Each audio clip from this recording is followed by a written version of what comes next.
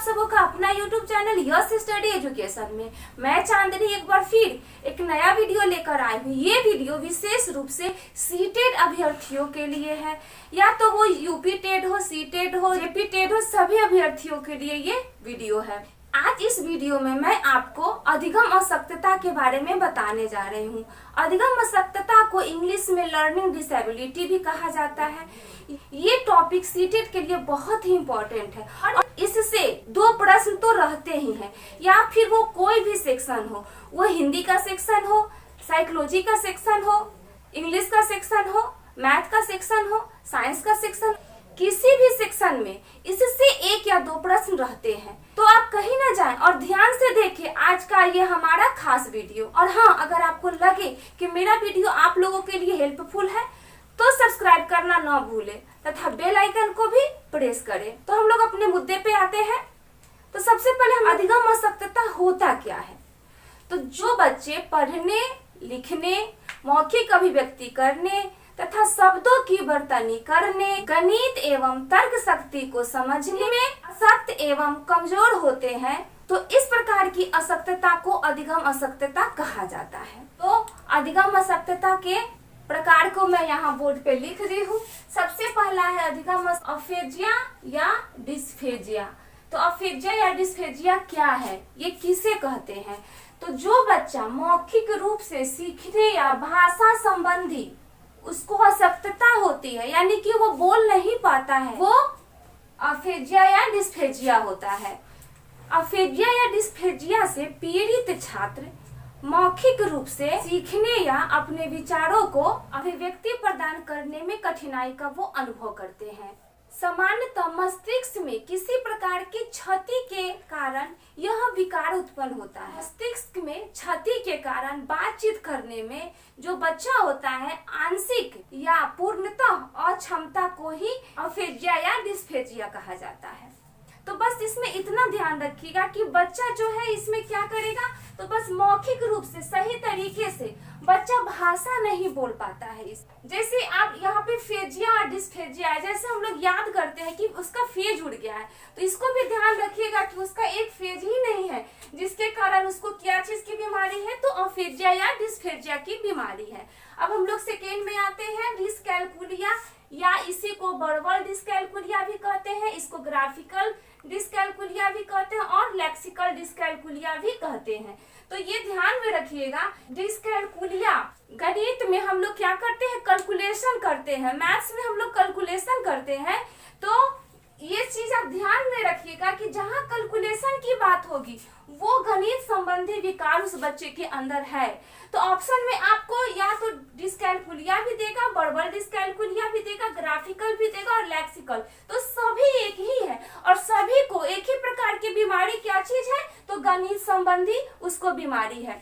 उसके बाद में नेक्स्ट है अलेक्सिया, सीखने संबंधी विकार इससे बच्चे के अंदर होता है। तो जिस बच्चे को अलेक्सिया की बीमारी होती है वो बच्चा कोई भी चीज को सही तरीके से नहीं सीख सकता है।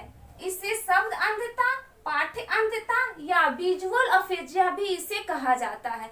तो इसको भी ध्यान में रखिएगा कि अफेजिया को क्या क्या कहा जाता है, तो शब्द अंधता, पाठ्य अंधता या विजुअल भी कहा जाता है। उसके बाद में नेक्स्ट है डिसलेक्सिया। डिसलेक्सिया एक व्यापक शब्द है जिसका संबंध पठन विकार से होता है। इस अधिगम अशक्तता में बालक को पढ़ने संबंधी कठिनाई होती है क्योंकि वह कई शब्दों के कुछ अक्षर जैसे बी को वो डी पढ़ता है, और अगर वाज लिखा हुआ है तो उसे सौ पढ़ता है।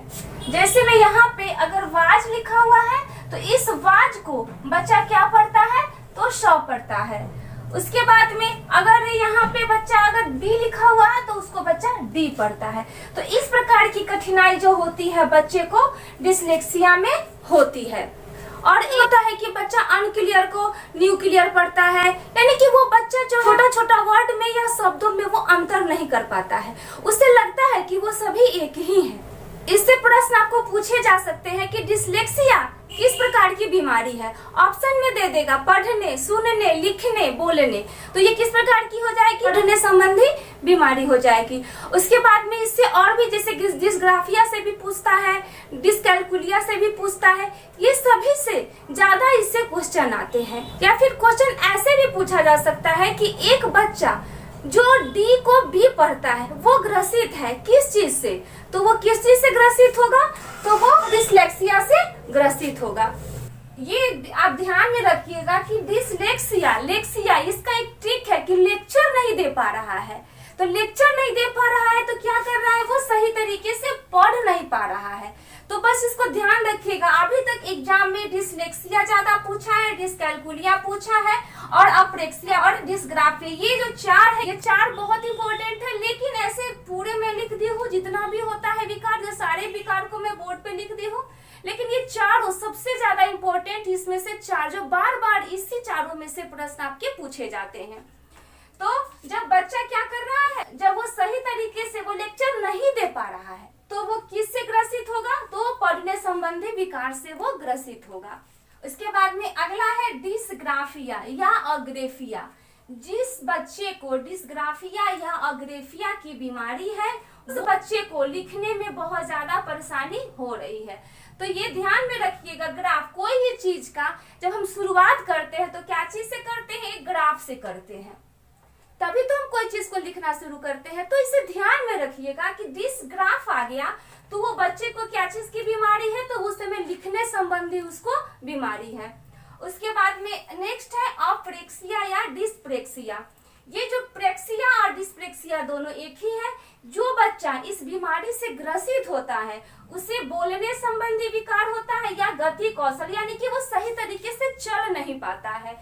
तो ये भी ध्यान रखिएगा कि प्रेक्सिया यानी कि वो प्रैक्टिस नहीं किया तो वो कैसे चलेगा? तो उसे प्रैक्टिस की आवश्यकता है वैसे बच्चे को, क्योंकि बार बार कोई भी बच्चा, जब छोटा बच्चा जब सीखता है तो वो बार बार प्रैक्टिस करता है। प्रैक्टिस के दौरान ही वो बहुत कुछ सीखता है बच्चा।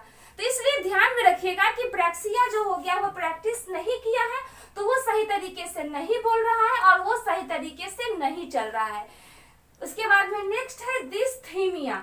डिस्थीमिया जो होता है वो मानसिक तनाव, जो बच्चा मानसिक तनाव से ग्रसित है उसे डिस्थीमिया बीमारी है। तो ध्यान में रखिएगा कि मानसिक तनाव यानी कि डिस्थीमिया। उसके बाद में नेक्स्ट है इंसोमनिया यानी कि सोने संबंधी विकार। जो बच्चा सही तरीके से नहीं सो रहा है उसे इंसोमनिया हो गया हुआ है। हम लोग ऐसे भी साधारण बोलचाल की भाषा में बोलते हैं कि उसे माइनिया हो गया है। तो अब ध्यान में रखिएगा कि जो बच्चा सही तरीके से नहीं, यानी कि उसे कोई माइनिया पकड़ लिया है जिसके कारण से सही तरीके से नींद नहीं आ रही है और उसे कौन सा बीमारी है? तो इंसोमनिया। उसके बाद में लास्ट है डिस्मोर्फिया। डिस्मोर्फिया यह एक मन का विकार है। ये बीमारी जो है ये मनोविकार है बीमारी।